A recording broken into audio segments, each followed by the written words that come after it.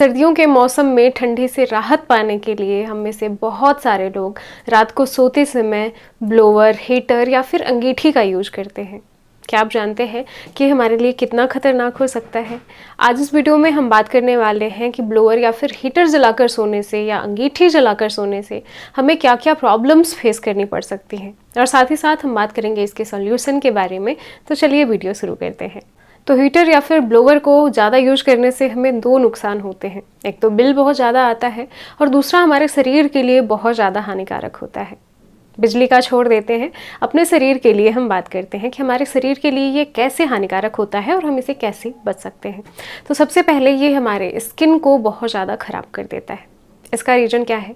जब ब्लोअर चलता है, जब हीटर चलता है, तो वो गर्म हवाएं फेंकता है, और वो गर्म हवाएं हमारे रूम में उपस्थित मॉइस्चर को एब्जॉर्ब कर लेती हैं, जिसकी वजह से हमारे शरीर में जो मॉइस्चर होता है वो भी धीरे धीरे एब्जॉर्ब होने लग जाता है, और हमारी सेल्स ड्राई हो जाती हैं। हमारी जो त्वचा होती है, स्किन होती है, वो ड्राई हो जाती है। ड्राइनेस के साथ साथ हमारे स्किन में इचिंग भी हो सकती है। खासतौर से अगर आप एक्जिमा के मरीज हैं तो आपके लिए ये ज़्यादा हानिकारक होता है। इसके साथ साथ कुछ चीज़ें ऐसी भी होती हैं जिसको हम रिलेट नहीं कर पाते कि ये ब्लोअर या फिर हीटर की वजह से हमारे स्किन को हो रहा है। जैसे जल्दी ही रिंकल पड़ जाना। जब हमारी स्किन डैमेज होगी तो हमें एजिंग की प्रॉब्लम देखने को मिलेगी। एजिंग का मतलब हमारे स्किन पे रिंकल्स वगैरह आने लग जाएंगे। इसका दूसरा प्रभाव पड़ता है हमारी आंखों पर। हमारी आंखों से भी मॉइस्चर गायब होने लग जाता है। हमारी आंखों में सूखापन देखने को मिलता है, खुजली देखने को मिलती है। हमारी आंखों में हमेशा आंसू होता है। ये जो पानी हमें दिखाई देता है वो एक प्रकार का आंसू होता है, जिसे हम बेसल टीयर के नाम से जानते हैं, और ये हमारी आंखों की साफ सफाई के लिए, आंखों में नमी के लिए जिम्मेदार होता है।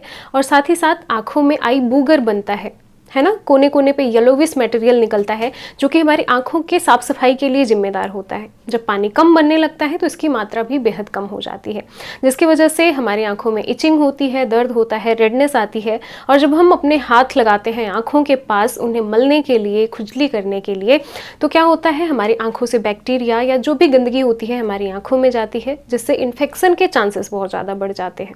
इसके अलावा तीसरा और सबसे हार्मफुल इफेक्ट जो हमारे शरीर पर पड़ता है वो होता है कार्बन मोनोऑक्साइड का।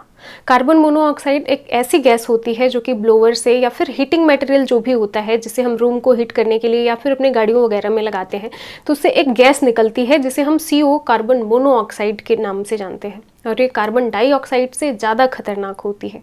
आप इसका अंदाज़ा सिर्फ इस बात से लगा सकते हैं क्योंकि ये ऑक्सीजन से लगभग 200 गुना ज़्यादा हाईली रिएक्टिव होती है। और आपको ये तो पता होगा कि ऑक्सीजन ही हमारे शरीर के अंदर जाती है, मतलब लंग्स से सारी जो गैसेस होती हैं वो अलग हो जाती हैं। हमारे अंदर जाता है हवा का मिक्सचर, गैसों का मिक्सचर, लेकिन हमारे लंग्स के पास पहुंचने के बाद सिर्फ और सिर्फ ऑक्सीजन हमारे सेल्स तक जाती है, क्योंकि ऑक्सीजन को कैरी करने के लिए हमारे ब्लड में एक स्पेशल चीज़ होती है जिसे हम हीमोग्लोबिन के नाम से जानते हैं।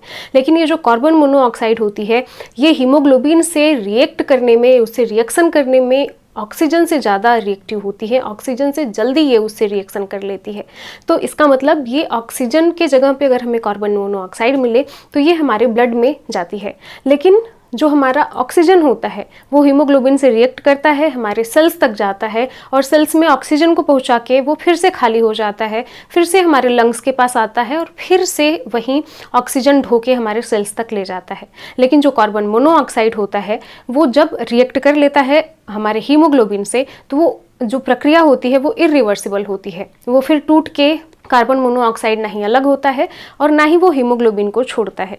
तो हमारे सारे हीमोग्लोबिन से अगर ये CO, जो कार्बन मोनोऑक्साइड गैस होती है, वो रिएक्ट कर लेती है, तो ऑक्सीजन को पहुंचाने के लिए कैरियर ही नहीं बचेगा कोई हमारे ब्लड के अंदर, जिसकी वजह से हमारा दम घुटेगा और हम मर जाएंगे। इसीलिए इस गैस को हम दमघोटू गैस के नाम से भी जानते हैं। और ये जो प्रक्रिया होती है जिसकी वजह से हमारी जान चली जाती है कार्बन मोनोऑक्साइड की वजह से, हम इसे कार्बन मोनोऑक्साइड पॉइजनिंग के नाम से जानते हैं।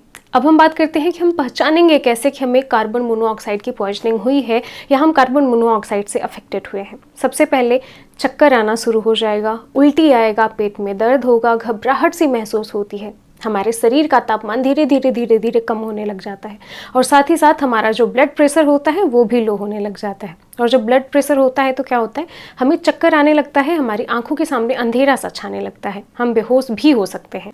कार्बन मोनोऑक्साइड पॉइजनिंग से जो भी व्यक्ति ग्रसित होता है, अगर वो डॉक्टर के पास जाता है तो डॉक्टर उसे कार्बोज के मिश्रण का कृत्रिम ऑक्सीजन देते हैं, कृत्रिम श्वास देते हैं।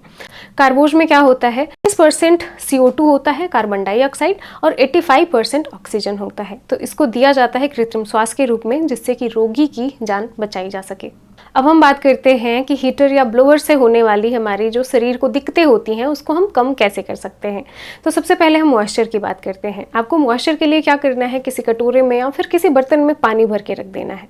इससे पानी धीरे धीरे इवापोरेट होता रहेगा और वो इन्वायरमेंट में मिलता रहेगा, जिसकी वजह से नमी हमारे इन्वायरमेंट में, मतलब हमारे रूम में नमी बनी रहेगी। तो हमें स्किन वाली प्रॉब्लम कम देखने को मिल सकती है। कुछ ऐसे हीटर और ब्लोअर भी आते हैं जिसमें चिमनी लगी होती है। स्पेशली वो इस प्रकार से डिजाइन किए होते हैं कि जो कार्बन मोनोऑक्साइड गैस होती है वो चिमनी के द्वारा बाहर निकल सके, लेकिन ये काफ़ी एक्सपेंसिव आते हैं, तो लोग इसका यूज ज़्यादा नहीं करते हैं। अगर आप हीटर ब्लोअर का यूज करते हैं, इवन आप अंगीठी भी जलाते हैं अपने रूम में, तो आप कोई खिड़की या फिर कोई दरवाजा अपने रूम का खोल के रखें, ताकि बाहर से ऑक्सीजन आ सके और अंदर की जो गैस है वो बाहर की तरफ पास हो सके, प्रॉपर वेंटिलेशन आपके रूम में होता रहे।